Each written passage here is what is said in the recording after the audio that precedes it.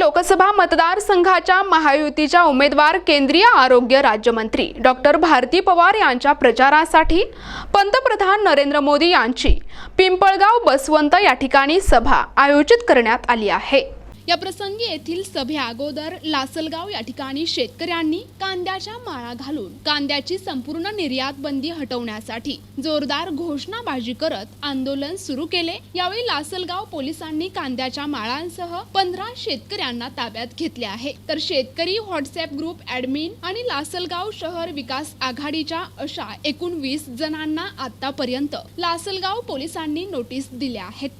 NTV news Marathi, Nashik.